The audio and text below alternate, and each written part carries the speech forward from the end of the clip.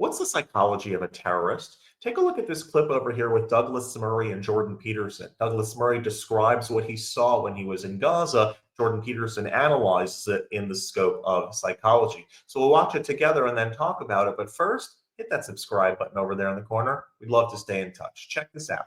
It was a rather heavy, I'll do it quickly, but a rather heavy day when I went in to see the Hamas terrorists that had been captured alive. And one of them I recognized. And that was a moment where I really did think again about the nature of evil. And yes, it's hard not to think of it in a theological context in this. There was a family who on the 7th were in their home in a small community in the south. And the oldest boy was a teenager, had already gone to the beach with friends, and a landing craft of Hamas came in and they killed him and his friends. And then they went to the community, and the father of the family was there in the house and ran into the bomb shelter with his 2 teenage sons. I think the boys were 10 and 12 or thereabouts. And the terrorists came in, and the father, I've seen the video several times, it's pretty gruesome, but the father takes his 2 sons into the bomb shelter with him, and the Hamas throw a grenade in, and the father threw himself onto the grenade to save his sons. And they come out of the shelter staggering, both in their underwear, and one of them, his eye had been blown out of his socket, and the other one had lost his hearing. His ear was off. And they come into the main room of the house, and again, it's all on video. And they're both completely disorientated, of course. One of them is saying, "Where's father?" And the other one is saying, "Didn't you see him?" And then the terrorist who killed their father walks into the room with a Kalashnikov and just looks at the boys, goes to the fridge, opens the fridge, and gets out a Diet Coke and starts drinking it in front of them. Mm-hmm. And also later asks where their mother That's how you demonstrate that the suffering is irrelevant, right? With that casual consumerist gesture. Yes. Right, and that, what would you say, that perversion of hospitality. Yeah. Yeah. So inevitably, yes, you get to the question of how does so many people get taught this or encouraged into this? I struck is very much in your wheelhouse, but one of the reunions of the survivors of the Nova Party, I got talking to a remarkable woman who was a therapist who was working with them. And these were, of course, all deeply, deeply traumatized young people who were, have difficult time for the rest of their lives. But there was a therapist who'd been working with them who I spoke with who said to me then, and it was something I thought about a lot, which was, don't forget, Douglas, that a psychopath is probably born. Sinoir was a type of psychopath, clearly. But she said, don't forget, sociopaths you have to make.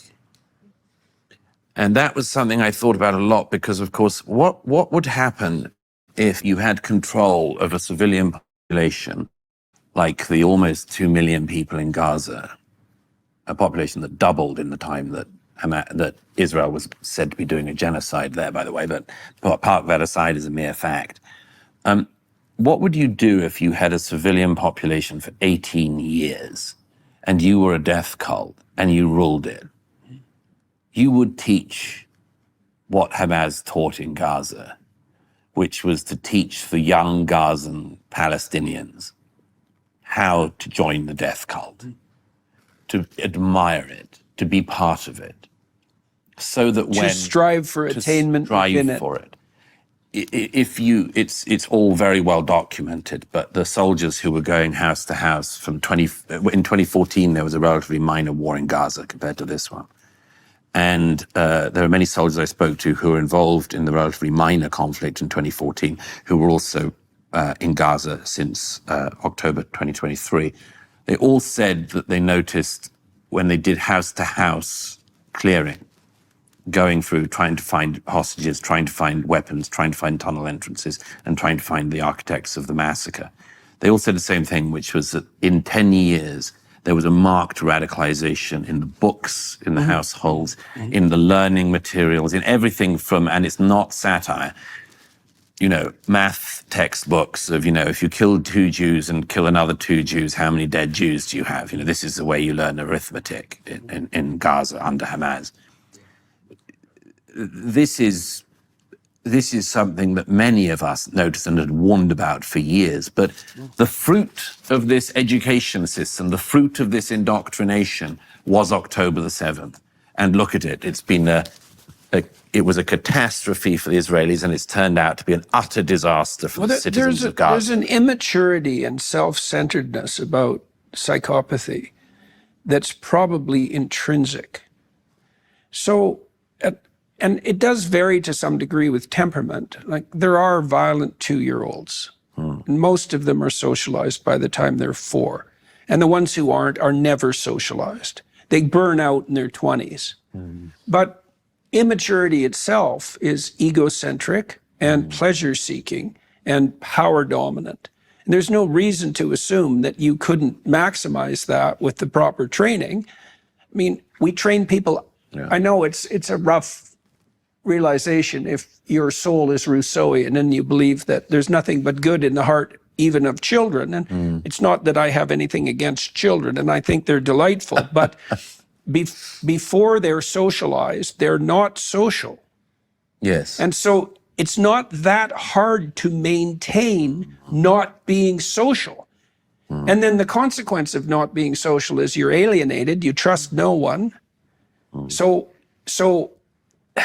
then you live in a society where, what's it like to live in a society where you can trust no one, where there's no social groupings, where everyone's hell-bent on destruction?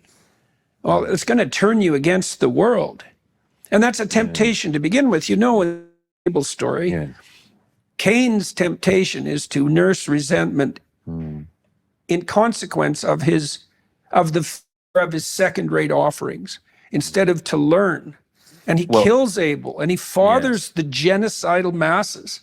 Well, this is one of my conclusions about the nature of, specifically of anti-Semitism. It goes back to that Grossman quote, that it acts as a mirror to the failings of the person who suffers from it. So that, for instance, Israel's neighbors could notice that the society is GDP.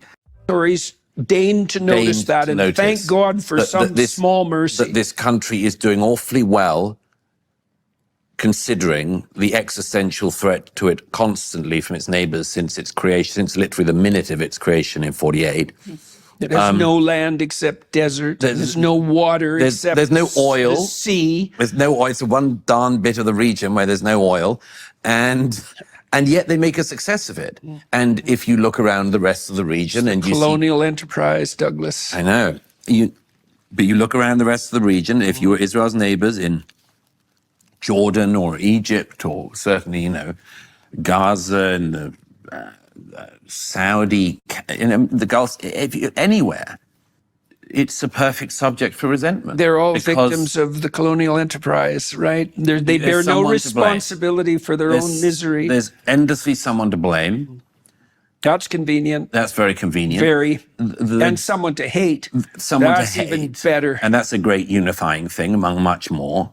And boy, the worst of your people can really delight in that. And you just have to let them loose and encourage them. But just think about how this has, how taking the wrong route, Cain and Abel-like, has been such a disaster. Well, Cain's descendants are genocidal, and then comes the flood.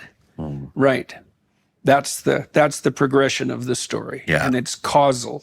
Yes. It goes from the failure of the individual, the willingness to turn to resentment and bitterness, and then murderous sadism, and then to be the father of the genocidal masses. That's one of the reasons why, as you know, I do get theological in this book eventually, because you can't not. That's the problem with looking at evil. Yes. That's right. It's really right. There's. But it's two things really, Jordan. It's first is that, as you say, I think we agree that it's hard to contend with evil unless you have some kind of theological appreciation of it. But the second thing is, of course, that comes from that is that one of the things I think about in the book is, well, then what's the opposite of that? Yeah, right. Well, that's the next question that arises, right? That's exactly what would you say? The sequence of thoughts that occurred to me after I spent 20 years studying Auschwitz and the death camps and the Soviet Union and Maoist China. It's like, well, there's hell. There's some way out of that. There's some place that's not that. There's a place that's as far away from that as you could imagine. And there's a pathway to that. Yeah, well, the mythological landscape is the world of good and evil. No doubt about it. Everybody's actions and interactions with others are based on the worldview that they have. If you see yourself as a victim, if you see the world as against you, you're going to act and interact with the world around you and the people around you as a victim. If you see yourself in a different light, if you see yourself as being good and liberated and a victor and created in the image of God, you're going to act and interact with the world around you in that way. Taken to its extreme, on the other end of the spectrum, you have the terrorist mindset.